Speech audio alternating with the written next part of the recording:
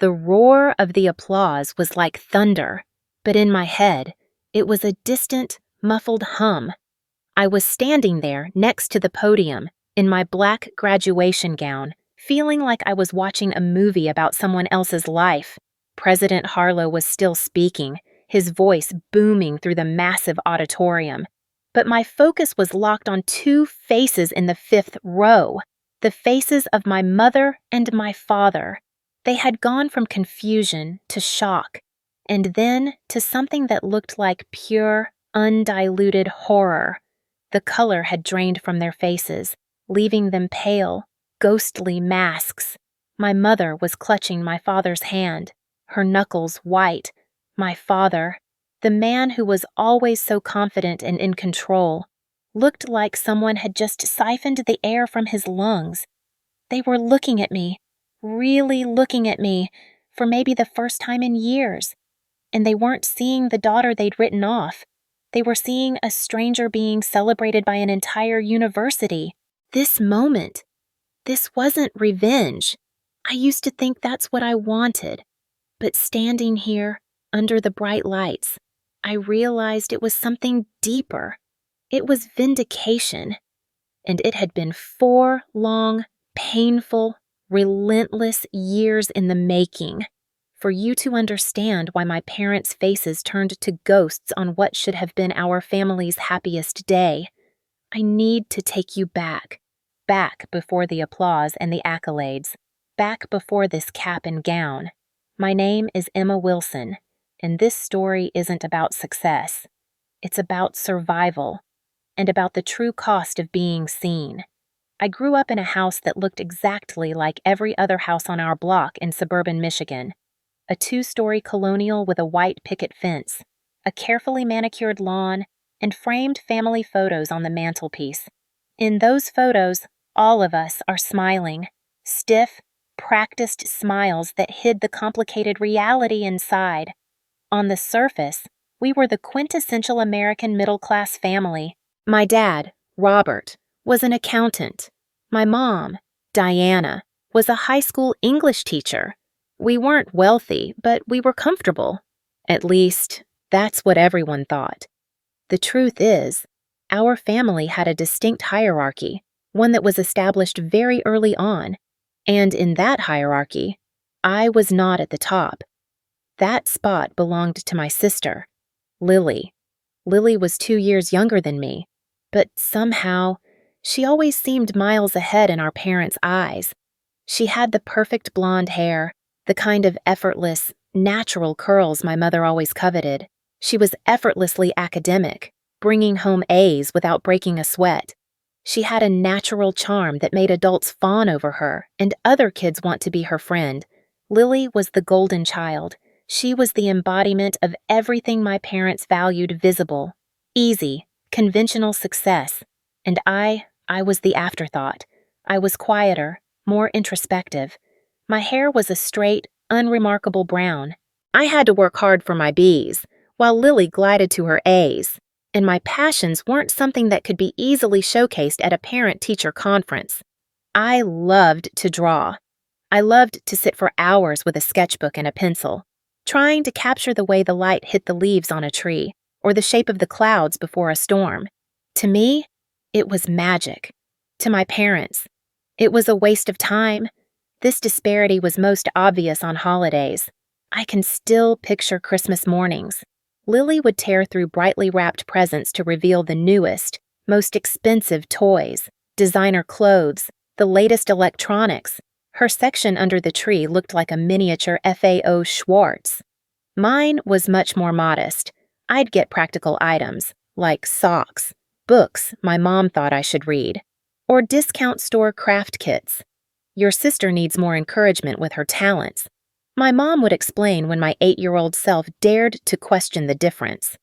Those piano lessons are expensive. Emma, I learned to swallow my disappointment, to turn it into a hard, silent knot in my chest. Even as a child, I recognized the unfairness, but I also learned that speaking up only brought evasive explanations and a sense of guilt for being ungrateful. School events highlighted the difference in their support. For Lily's science fairs, Both my parents would take the day off work. They'd help her build elaborate displays, volcanoes that erupted with baking soda and vinegar, or complex circuits. My dad, a man of numbers, would beam with pride at the precision of Lily's work. For my art exhibitions, I was lucky if my mom showed up for 15 minutes during her lunch break. Art is just a hobby, Emma.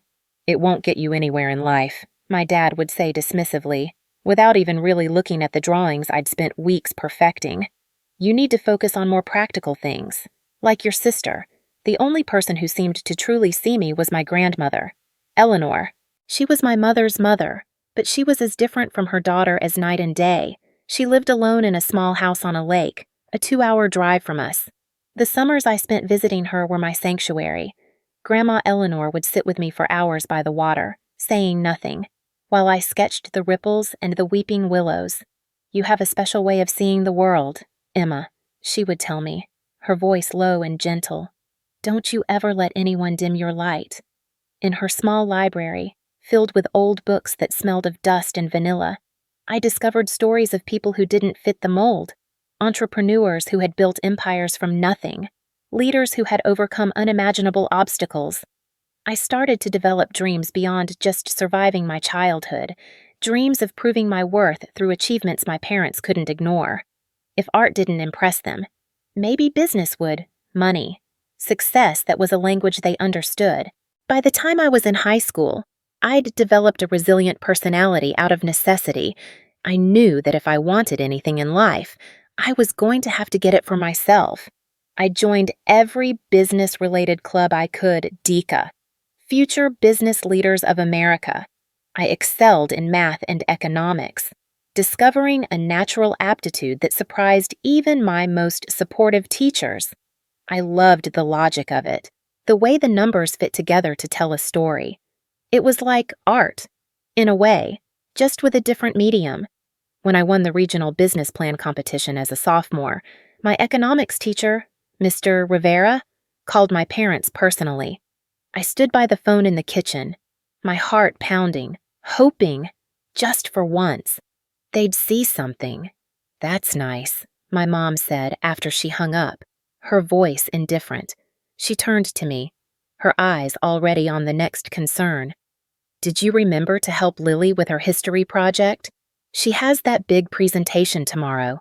The blow of that, the casual dismissal, it hurt, but it also hardened my resolve. It was clear that single achievements weren't going to be enough. I needed something big, something undeniable. During my junior year, I got a job after school at a local coffee shop. I told my parents it was for spending money, but secretly, I was building a war chest. I had a sense that I was going to need my own resources in the future. I managed to maintain a 4.0 GPA despite working 20 hours a week. I became a master of time management, studying on my breaks and doing homework late into the night. Meanwhile, Lily joined the debate team and instantly became the star. My parents attended every tournament, their faces beaming with pride.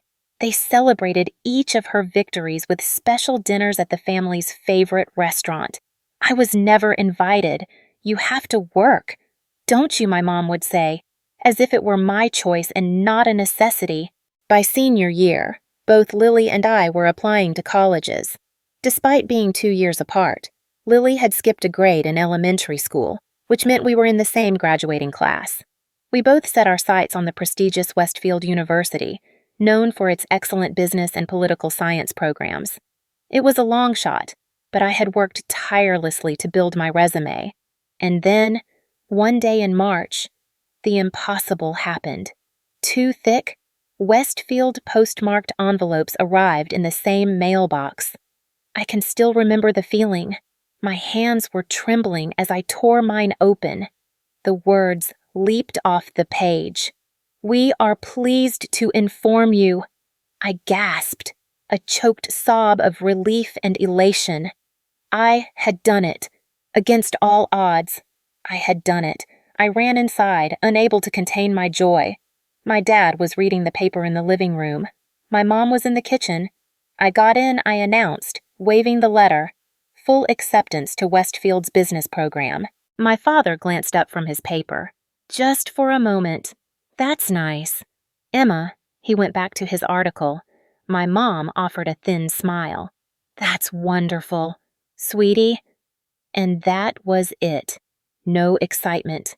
No shouting. Just a bland acknowledgement. The familiar sting of disappointment started to rise.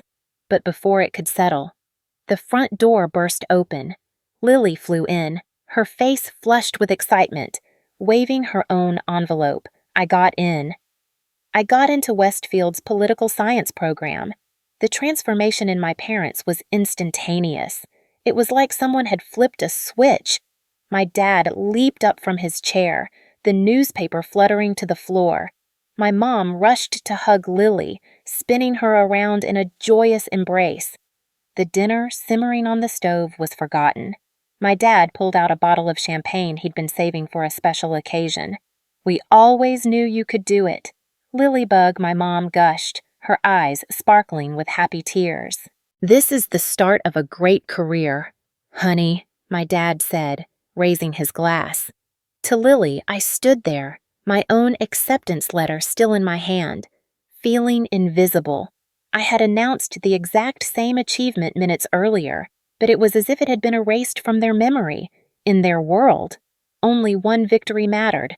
But that wasn't the moment that broke me. That moment came 2 weeks later, over a family dinner. It was a rare occasion where all of us were present and phones were temporarily set aside. The air felt tense.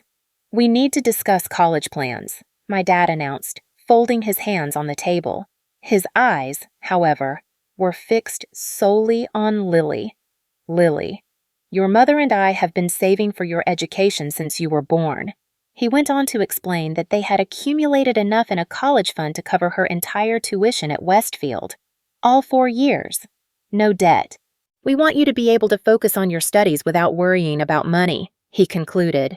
Smiling at her, Lily beamed, gratitude and pride evident on her face. I waited. I waited for him to turn to me and talk about my plan. Surely, they had saved for both of us. Right? That's what parents did. The silence stretched on, uncomfortably. The room seemed to drop several degrees. Finally, I couldn't stand it anymore. What about my tuition, I asked. My voice so quiet it was almost a whisper. My parents exchanged an uncomfortable glance. It was a look I'd seen 100 times before, the one that said I was about to hear something I didn't want to hear. Emma, my father said slowly, his voice taking on the cool, rational tone he used when explaining unpleasant things. We only have enough for one of you. And Lily has always shown more academic promise. We believe investing in her education will yield a better return. A better return, I repeated, the words tasting like ash in my mouth. We were talking about my future, not a stock portfolio. My mother reached across the table and patted my hand, a gesture she probably thought was comforting. You've always been more independent. Anyway, you can take out loans, or maybe consider a community college first. It would be much more practical. And then came the words that would be burned into my memory forever. My father, in an attempt to justify their decision, looked me straight in the eye and said it, point blank, she deserved it, and you didn't. In that moment, something inside me shattered, not a small crack, but a complete, splintering break. The years of small rejections, the swallowed disappointments, none of it had prepared me for this ultimate dismissal of my worth. I stared at them, my father with his cold rationality, my mother with her weak comfort, and Lily, who was looking down at her plate, unable to meet my eyes, and I knew that the thin threads holding our family together, at least in my mind, had just snapped completely. That night, after the devastating dinner announcement, I locked myself in my bedroom. I didn't scream or throw things. I just sat on the floor, my back against the door, and let the tears I'd been holding back for years finally fall. The unfairness of it crushed me. 17 years of trying to earn my parents' approval, culminating in this ultimate rejection. My 4.0 GPA, my business competition wins, my acceptance to a prestigious university, it all meant nothing to them. I had never been enough, and apparently, I never would be. The next morning, puffy-eyed and exhausted, I confronted my parents in the kitchen before school.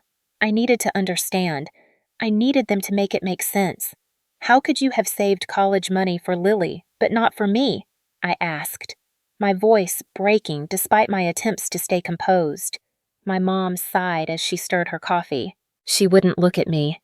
Emma, it's not that simple. We had to make practical decisions with our limited resources. But I have better grades than Lily, I countered, my voice rising slightly. I've been working part-time for 2 years while maintaining perfect academics. How is that not showing dedication? My dad closed his newspaper with a sharp snap. Your sister has always been dedicated to academics. You've been too distracted with other activities and that job of yours. Besides, Lily has a clear career path. Your business ideas are, at best, risky. You never even asked about my plans, I whispered, the shock of the betrayal giving way to a cold anger. Look, my mom interjected, finally meeting my gaze. We can help you fill out loan applications. Plenty of students finance their own education. The conversation ended there, because they had already made their decision. In their minds, I was less deserving, less promising, and therefore, less worthy of their investment. That weekend, I drove the 2 hours to my grandmother's house, seeking the only genuine support I knew, as I poured out the whole story, the tears starting again. Grandma Eleanor listened without interruption, her weathered hands clasping mine tightly. My darling girl, she finally said, wiping away my tears. Sometimes life's most painful moments become our greatest catalysts. Your parents are wrong about you, deeply, tragically wrong, but you have something they can't recognize, unbreakable determination. She couldn't offer financial help, her fixed income barely covered her own expenses, but she gave me something more valuable, unwavering belief in my potential. Promise me you'll go to Westfield anyway, she said fiercely. Don't let their limitations become yours. That night, on the drive home, a decision formed inside me. It hardened from a trembling hope into a steely objective. I would attend Westfield alongside Lily. I would finance my own education, and I would graduate despite every obstacle they had placed in my path. It wouldn't just be a degree, it would be a statement. The next morning, my war began. I spent weeks researching scholarships, grants, work-study programs, and student loans. My guidance counselor, a kind woman named Mrs. Chen, stayed after school with me to help navigate the labyrinthine financial aid system. I've rarely seen a student as determined as you, she told me as we submitted my 25th scholarship application. I received several small scholarships, but not enough to cover the substantial Westfield tuition. With a mix of federal loans and private loans co-signed by Grandma Eleanor, an act of faith that brought me to tears of gratitude, I pieced together enough financing for my first year. Next came housing. While Lily would be living in the expensive on-campus dormitories, paid for by our parents, I found a tiny apartment a 45-minute bus ride from campus, with 3 roommates I met through a university housing forum. I applied for every job near campus, and 2 weeks before move-in day, I secured a position at a busy coffee shop within walking distance of my classes, plus weekend shifts at a local bookstore. The contrast in our preparations was stark. My parents took Lily shopping for new clothes, a laptop, and dorm decorations. They hired professional movers and planned an elaborate send-off party. I packed my belongings in second-hand suitcases and boxes scavenged from grocery stores. On move-in day, my parents drove Lily to campus in our family SUV, packed to the brim with her belongings. I followed behind in my decade-old Honda, a car that frequently needed coolant and made concerning noises when I braked. No one had offered to check it before my 2-hour drive to my new life. As we parted ways at the campus entrance, my mom called out, "Good luck! Emma, I hope this all works out for you." The doubt in her voice only strengthened my resolve. This wouldn't just work out, I would make it triumphant. My new apartment was a shock. Peeling paint, unreliable plumbing, and roommates who were complete strangers. That first night, alone on my thin mattress with the sounds of traffic and neighbors arguing filtering through the thin walls, exhaustion overtook me. The enormity of what I was undertaking hit me with full force. Could I really work 30 hours a week while taking a full course load? Would the constant financial stress crush my academic performance just as despair threatened to overwhelm me? My phone chimed with a text from Grandma Eleanor. "Remember, my brave girl, diamonds are only made under pressure. You're already shining." With those words in mind, I dried my tears and created a meticulous schedule, mapping out every hour of my upcoming weeks. Sleep would be a luxury, a social life nearly non-existent. But my education and my future would not be sacrificed. The financial aid office became my second home that first week. Ms. Winters, the assistant director, took a special interest in my situation after hearing my story. "You're taking on an enormous challenge," she said solemnly, "but I've seen students in your position succeed before. Just promise me you'll come see me before things get overwhelming." That promise would become a lifeline in the months ahead. The day before classes started, I received an unexpected call from Mrs. Chen, my high school counselor. She had convinced the business department at my high school to award me an additional $1,000 scholarship. "It's not much," she apologized, "but the teachers all contributed personally. We believe in you, Emma." That small act of kindness from people who truly saw my potential gave me the final push of courage I needed. As I carefully added that precious amount to my budget spreadsheet, I felt something shift inside me, determination hardening into unbreakable resolve. Freshman year hit me like a hurricane. While most students were adjusting to college academics and enjoying newfound freedom, I was balancing 30 hours of work a week with a full course load of business classes. A typical day for me started at 5 a.m., with a 2-hour study session before I rushed to my opening shift at the coffee shop. After classes, I'd head straight to my second job at the bookstore, often not returning to my apartment until after midnight. Sleep became a luxury I could rarely afford. I learned to do readings during my commute, complete assignments during my lunch breaks, and record lectures to listen to while cleaning the coffee machines. Every minute was scheduled, every resource stretched to its limit. I lived on ramen noodles, employee discount coffee, and sheer grit. The contrast between my life and Lily's couldn't have been more stark. Through occasional text messages and social media posts, I glimpsed her carefree college experience sorority events, study abroad information sessions, and weekends visiting home for mom's cooking. Meanwhile, I was calculating if I could afford both textbooks and groceries that month. Despite the grueling schedule, something unexpected happened. My business classes weren't just manageable, I was excelling. Years of practical financial planning and work experience had prepared me in ways my classmates weren't. While they struggled with basic accounting concepts, I was applying these principles in real time to my own complex financial situation. Professor Bennett, my business ethics instructor, stopped me after class one day. "Ms. Wilson," she said, "your analysis of the case study was exceptional, particularly your perspectives on resource allocation and family business dynamics. Your insights show remarkable maturity. For perhaps the first time, my struggles were translating into an academic advantage. My exhaustion was tempered by a growing confidence in my capabilities. During this time, I was also blessed with an unexpected friendship that would change everything. My roommate, Zoe, noticed my punishing schedule. She started leaving homemade meals in the refrigerator with my name on them.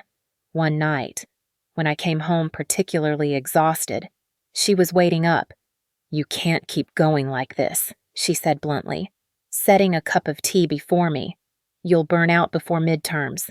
When I explained my situation, my parents' decision, the loans, the 2 jobs, her expression shifted from concern to indignation on my behalf. "That's beyond unfair," she declared. "From now on, consider me your college family. Zoe became my sanctuary in the storm. She edited my papers when fatigue made my words blur. She created flashcards for my exams and fiercely defended my study time from our other roommates' interruptions. When she discovered I was skipping meals to save money, she insisted on cooking enough for both of us, refusing any payment beyond help with her own assignments. My parents taught me that family takes care of each other, she explained simply. And sometimes, the family we choose matters more than the one we're born into. Midway through sophomore year, disaster struck. The coffee shop reduced everyone's hours due to a seasonal slowdown, cutting my income by nearly 40%. My careful budget collapsed overnight, with rent due and a tuition payment looming. I faced my first major financial crisis, panic rising. I remembered Ms. Winters from financial aid and made an emergency appointment. After reviewing my situation, she offered both practical advice and unexpected assistance. Your academic performance qualifies you for an emergency grant, she explained.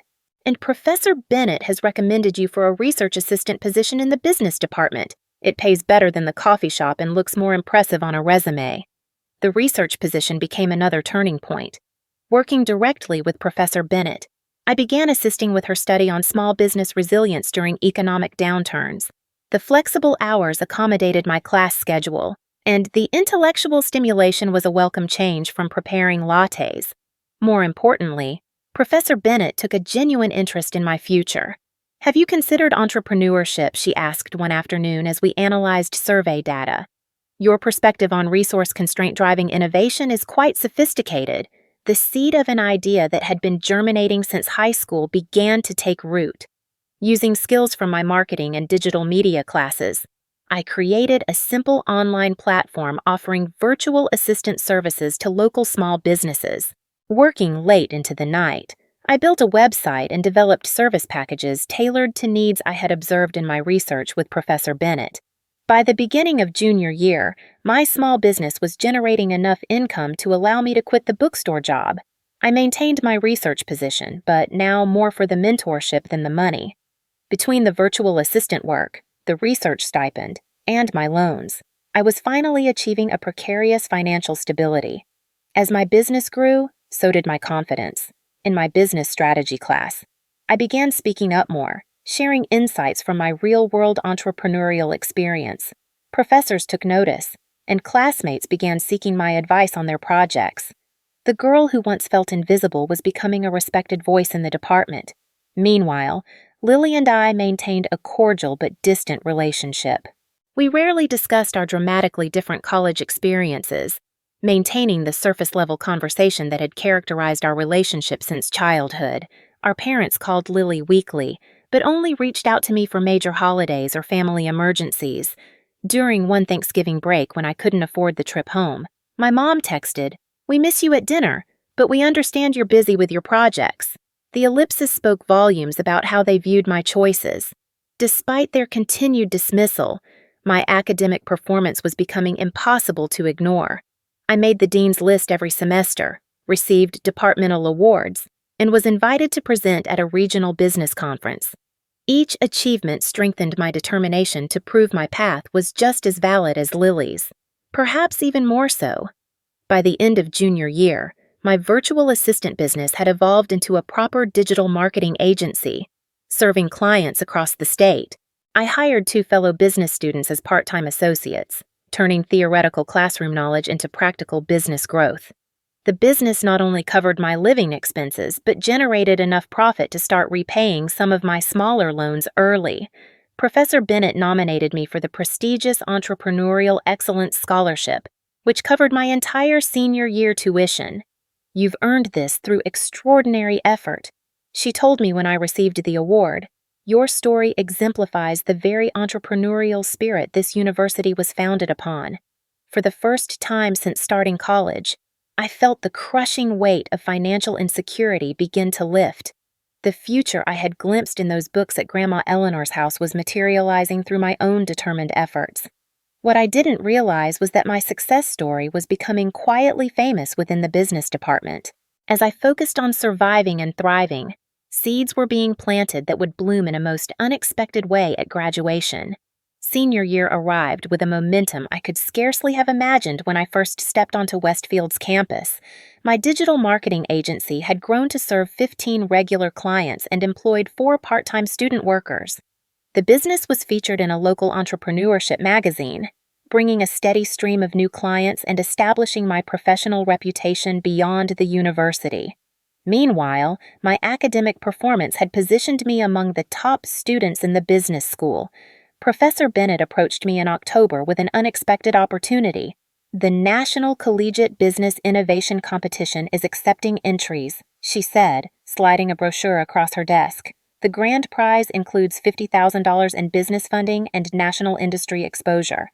I think your agency model, specifically targeting rural small businesses, has a genuine shot."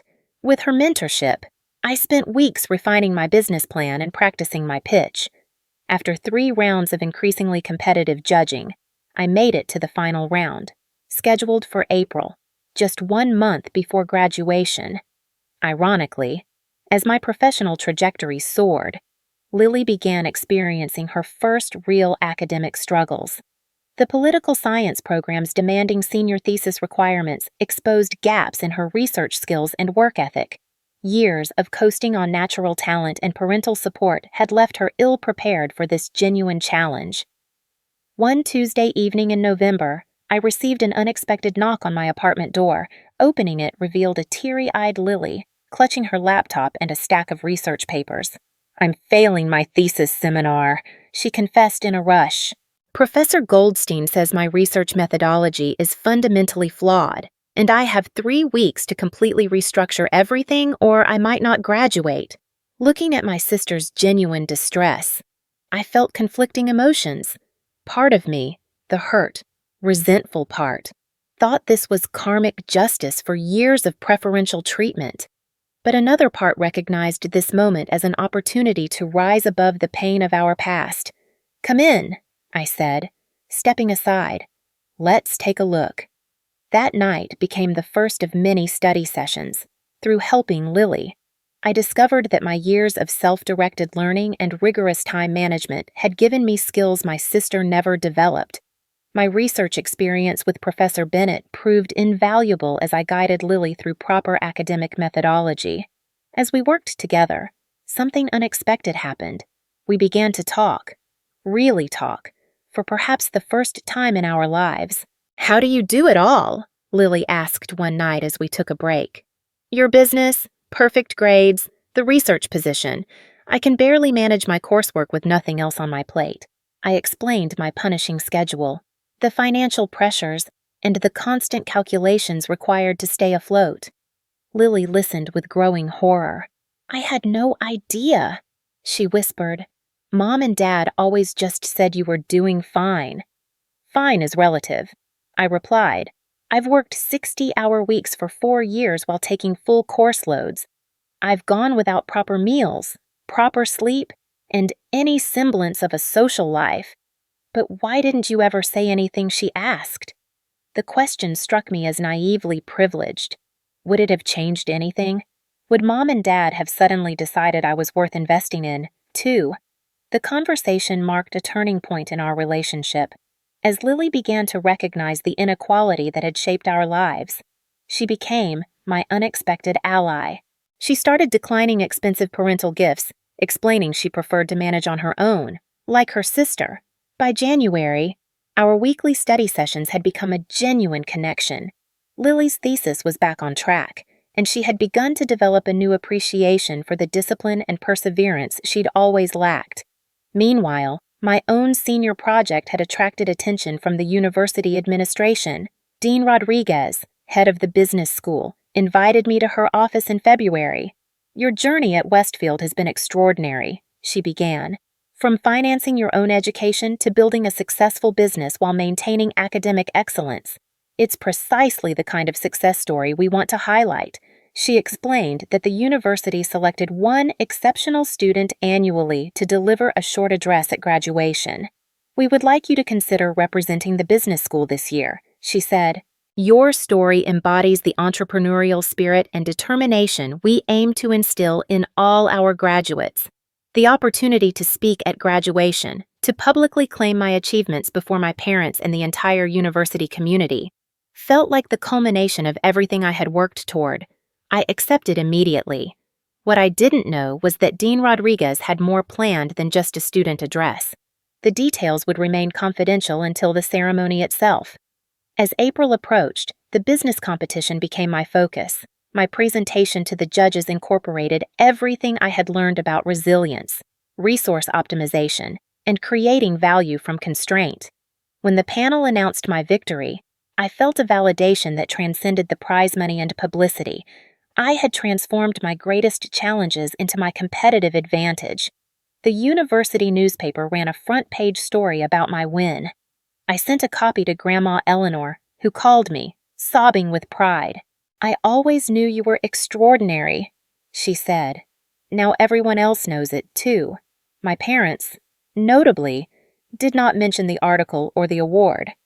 Their silence had long since ceased to surprise me. 2 weeks before graduation, our parents arrived in town to help Lily prepare. They rented a large house for the extended family coming to celebrate and planned an elaborate party for after the ceremony. I received a perfunctory invitation that made it clear I was an afterthought. "We assumed you'd be busy with work," my mom explained when I mentioned being excluded from the family dinner the night before graduation. "But you're welcome to join if you can make it." The dismissal stung, but less sharply than it once would have. My worth was no longer tied to their recognition. The day before graduation, Grandma Eleanor arrived with a special gift, a custom graduation stole, embroidered with the words that had sustained me through the darkest times diamonds are made under pressure. "Wear this proudly," she said, her eyes shining. "You've earned every thread." That evening, during the graduation rehearsal, Dean Rodriguez pulled me aside with a conspiratorial smile. "Everything is arranged for tomorrow," she said. "Just be prepared for a slightly extended introduction before your speech." When I asked what she meant, she merely winked. Some surprises are worth waiting for. Later that night, the extended family gathered for dinner at an upscale restaurant downtown. Aunts, uncles, cousins, and grandparents crowded around tables pushed together. My parents held court at the center, regaling everyone with stories of Lily's accomplishments and post-graduation plans. My mother's brother, Uncle Jack, eventually interrupted. "What about Emma? I heard she won some big business competition." My father waved a dismissive hand. "Oh, Emma's been busy with her little side projects. Very entrepreneurial." The patronizing tone made it clear that, in his mind, my achievements remained secondary to Lily's traditional academic success. I caught my sister's eye across the table and saw her visible discomfort. As I returned to my apartment that night, I felt strangely calm. Tomorrow would bring the culmination of 4 years of relentless effort. Whatever happened with my family, I had proven my worth to myself, and that, I realized, was what truly mattered.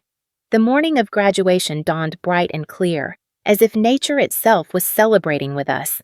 I woke early, unable to sleep through the mixture of excitement and nervous anticipation. Today marked not just the completion of my degree, but the vindication of my chosen path. My phone chimed with a text from Lily. "Good morning, graduate. See you at the robbing area. So proud to be walking with you today." The simple message reflected how far our relationship had evolved. Zoe insisted on driving me to campus. "Your carriage awaits, boss lady," she joked, but I could see the genuine pride in her eyes. At the student assembly area, I spotted Lily instantly. She rushed over when she saw me, embracing me with unexpected emotion. "Can you believe we made it?" she asked. "Though I barely scraped by while you conquered the world," her humility was still new enough to surprise me. As we found our positions in the alphabetical line, I noticed Dean Rodriguez approaching with purpose. "Ms. Wilson," she said, pulling me gently aside. "Just confirming our arrangement. After the conferring of degrees, the president will announce special recognitions. You'll be called up first for your address. And then," she lowered her voice, "we have a few additional acknowledgments planned." As the graduates began filing into the auditorium, I caught a glimpse of the audience. I scanned the family section and spotted my parents seated in premium positions near the front. Their eyes tracked Lily with obvious pride. Grandma Eleanor sat beside them, her gaze fixed firmly on me. When our eyes met, she nodded once, a gesture containing all her fierce pride and love. The ceremony proceeded with the expected speeches. Finally, the moment arrived. Before we conclude today's ceremony, President Harlow announced, "We have several special recognitions to present. First, I invite Emma Wilson of the School of Business to deliver this year's student address." As I made my way to the stage, I caught a glimpse of my parents. For the first time that day, they were looking directly at me, confusion evident in their expressions. Clearly, they hadn't expected their less promising daughter to receive this honor. I took a deep breath and began. 4 years ago, I arrived at Westfield with nothing but determination and the belief that an education should be earned, not given. Today, I stand before you, having worked 30 hours a week while maintaining a full course load, building a successful business that employs fellow students, and graduating with highest honors. I spoke about resilience, about finding strength in adversity, and about redefining success on your own terms, without directly mentioning my parents. I addressed the pain of being underestimated and the power of proving skeptics wrong. The greatest gift of my Westfield education wasn't found in textbooks or lectures. I concluded, it was discovering that the limitations placed upon us by others need not become our own. Each of us has the capacity to transcend expectations. As I finished my speech to enthusiastic applause, President Harlow returned to the microphone. What happened next would forever change the dynamics of my family. "Thank you, Ms. Wilson, for those inspiring words," he said. "And now, I have the distinct pleasure of announcing several special recognitions that exemplify the excellence we strive for at Westfield." He paused dramatically. "First, the faculty of the School of Business has unanimously selected Emma Wilson as this year's valedictorian, graduating with a perfect 4.0 GPA, while simultaneously building a business now valued at over 6 figures. A murmur of appreciation rippled through the crowd. I stood frozen beside the podium, not having expected this public acknowledgement. Additionally, the president continued, "Ms. Wilson is this year's winner of the National Collegiate Business Innovation Competition, bringing unprecedented recognition to our university's entrepreneurship program." The audience's applause grew stronger. I dared a glance toward my parents and saw their expressions shifting from confusion to shock. "What many of you may not know," President Harlow went on, his voice carrying clearly through the silent auditorium, "is that Ms. Wilson accomplished these extraordinary achievements while fully self-financing her education, working multiple jobs, building her business, and maintaining academic excellence without any family financial support." The revelation sent a visible ripple through the audience. Parents looked at each other with expressions ranging from disbelief to admiration. In recognition of her extraordinary journey, I am pleased to announce that Ms. Wilson has been offered a position with Alexander Global Consulting, one of the nation's premier business strategy firms. Furthermore, her entrepreneurial journey will be featured in next month's edition of Business Innovation magazine as their cover story. The audience erupted in a standing ovation. Through the thunderous applause, I watched as my parents' faces drained of color, their expressions morphing from shock to something approaching horror as they realized everyone now knew they had refused to support the daughter being celebrated as the university's most outstanding graduate. Lily stood among the graduates, clapping wildly, with tears streaming down her face. Grandma Eleanor remained seated, only because her arthritic knees wouldn't allow her to stand quickly, but her proud smile could have lit the entire auditorium. As the applause finally quieted, President Harlow made one final announcement. In honor of Ms. Wilson's extraordinary example, the University Board has established the Emma Wilson Resilience Scholarship, providing financial assistance to students demonstrating exceptional determination in overcoming obstacles to their education. The symbolic victory was complete. As I returned to my seat amidst continued applause, Lily grabbed my hand and squeezed it tightly. "You are amazing," she whispered fiercely. "And they were so wrong about you." When the ceremony concluded, I saw my parents standing awkwardly with Grandma Eleanor.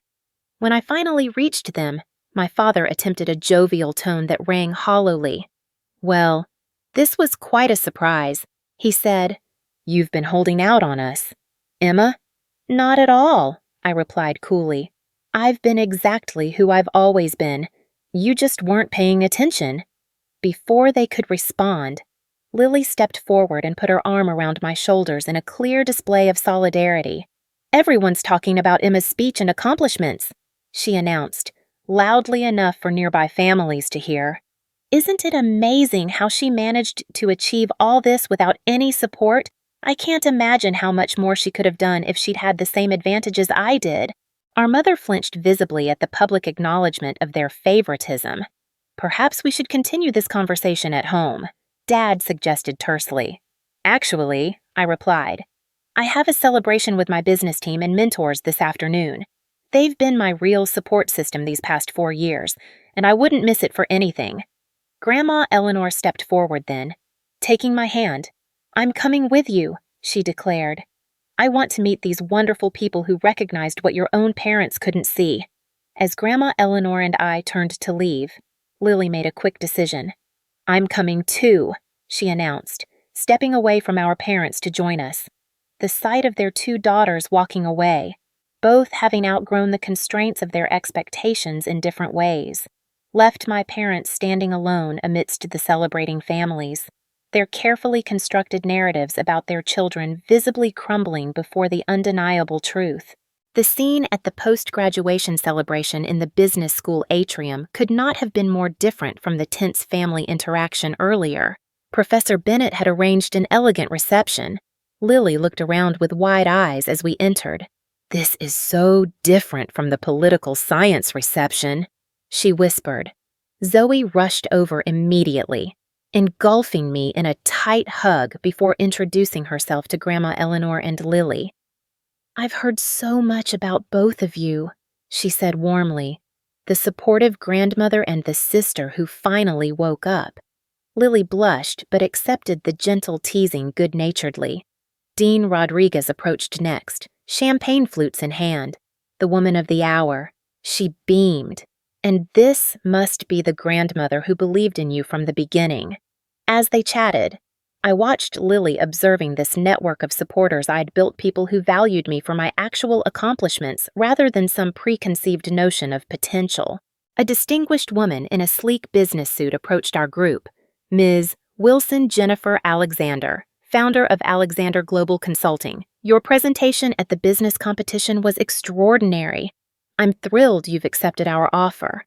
As she moved away, Lily's expression registered shock. "You didn't tell me you'd be working for Alexander Global. That's one of the most prestigious consulting firms in the country." I just smiled modestly. The celebration continued with speeches and departmental awards. I introduced Grandma Eleanor to everyone who had supported me. "I had no idea," Lily murmured after the 10th such introduction. "All these people admire you so much." Midway through the reception, my phone buzzed with a text from Mom. "The family is gathering at the rental house for dinner at 6. Please join us. We want to celebrate both our graduates." I showed the message to Lily and Grandma Eleanor. "A bit late to play the proud parents now, isn't it?" Grandma snorted. As the reception wound down, Professor Bennett approached with a campus photographer. "The business magazine wants a photo of you with your family for the feature article. Are they here?" The question created an awkward pause. "My grandmother and sister are here," I replied carefully. "My parents are elsewhere at the moment." Understanding dawned in her eyes. "The family that matters is the one that supports you," she said kindly. "Let's get a photo of you 3. The photographer arranged us near the business school emblem, Grandma Eleanor beaming proudly with an arm around each granddaughter, Lily and I in our graduation regalia, my special stole prominently displayed. As we were leaving, Dean Rodriguez handed me a business card. The dean of admissions at Westfield's MBA program asked me to give you this. They're very interested in discussing a full scholarship if you decide to continue your education while working. Should we go to the family dinner? I asked as we walked to Zoe's car. Grandma Eleanor took my hand. That decision is entirely yours. My dear, you owe them nothing. She paused. But there might be value in allowing them to see exactly who you've become. Not for their sake, but for yours. Lily nodded in agreement. Plus, I'd like to see Uncle Jack grill them about why they never mentioned your business or awards before today. Decision made, we drove to the rental house. Conversations hushed noticeably as we entered, then erupted in enthusiastic greetings as relatives rushed to congratulate both Lily and me. Mom appeared from the kitchen, her earlier confident demeanor replaced by uncharacteristic nervousness. Dad approached with forced joviality. "There's my successful daughters," he announced loudly. "Emma, why didn't you tell us about this big consulting job?" The audacity of his question after years of disinterest momentarily stunned me into silence. Before I could respond, Uncle Jack interjected. "Probably because you haven't asked about her plans once in the past 4 years. Robert." An uncomfortable silence fell over the room. My mother jumped in quickly. We had limited resources and had to make difficult choices, independent by necessity, not by choice. Grandma Eleanor corrected sharply. "Let's not rewrite history now that her success has become inconvenient to your narrative." Lily, surprising everyone, spoke up clearly. "Mom, Dad, I think it's time to acknowledge the truth. You favored me. You invested everything in me and nothing in Emma. You were wrong about her potential. And today, everyone saw that." My mother's eyes filled with tears. "We never meant to," she began weakly. "Impact matters more than intent," I interjected calmly. "Your choices shaped my reality, regardless of what you meant to do." The family dinner proceeded with strained conversation. My relatives, seeing me through new eyes, directed questions about my business and career plans. With each accomplishment I described, my parents' discomfort visibly increased.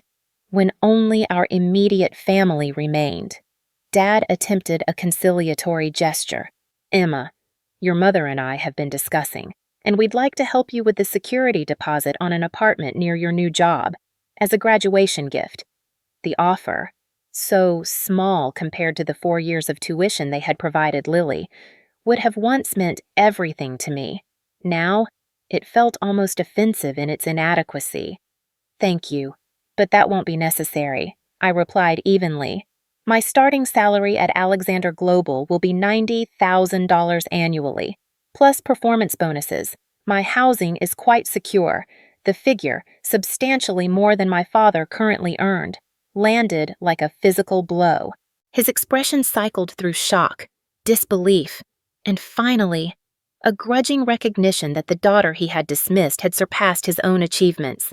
As we prepared to leave, Lily pulled me aside. "I'm staying with Grandma Eleanor for a few days. Would you want to join us? Like a mini family vacation with the family members who actually matter." The suggestion, so simple yet so profound in its reorganization of family bonds, brought unexpected tears to my eyes. "I'd love that," I whispered as we departed, leaving my parents standing uncertainly in the doorway of their rented showcase house. I felt centuries of weight lifting from my shoulders. Their approval, so desperately sought for most of my life, had become irrelevant in the face of my own verified worth. The family I was choosing, Grandma Eleanor, Lily, Zoe, my mentors and supporters, was the one that had seen my value all along. And that recognition meant infinitely more than belated acknowledgement from those who had refused to see until it became impossible to deny. In the year that followed graduation, I settled into my new life. My job at Alexander Global was challenging and invigorating, and my digital marketing agency continued to thrive under my student team's management. My relationship with my parents entered a new, uncertain territory. We began to have regular, awkward meetings, conversations where apologies were tentatively offered and acknowledgments were grudgingly made. It wasn't a quick fix, but a slow, gradual rebuilding from the rubble. We were wrong. My mother admitted during one lunch, her voice low. We saw you through the lens of our own expectations, not for who you really were. The progress was slow, but it was there. Meanwhile, my relationship with Lily blossomed, freed from the shadow of parental favoritism. We discovered a genuine sisterhood. She became my confidant, my ally, my best friend. On the 1-year anniversary of my graduation, I stood before a small crowd at Westfield University. I had used a portion of my savings and business profits to officially establish the Emma Wilson Resilience Scholarship. As I spoke, I saw my parents in the audience. This time, there was no shock or horror on their faces. Instead, I saw something new: regret, yes, but also a genuine pride, untainted by comparison or condition. I had finally learned the most important lesson. The real victory wasn't proving them wrong. Though that satisfaction was undeniable, the deeper triumph was discovering that their assessment had never actually defined me. I had always been capable, valuable, and worthy of investment. Their failure to see it reflected their limitations, not mine. Perhaps that's the most powerful realization for anyone who has been underestimated or dismissed. Your value exists independently of others' ability to recognize it. The opinions that limited you speak to the imagination deficits of others, not to your inherent potential. In the end, being underestimated became my greatest advantage. It forced me to develop a resilience, a self-reliance, and a determination that served me long after the initial injury had healed. The very qualities my parents failed to nurture became the foundation of a success they couldn't have envisioned, not because I wasn't capable, but because their vision was too limited to encompass who I could become. My journey was a long one, and it started with a moment of shattering in a suburban dining room. But sometimes, you have to break to build yourself back stronger, and in the end, I was no longer the girl waiting for approval. I was the architect of my own life, and that was a foundation no one could ever take away.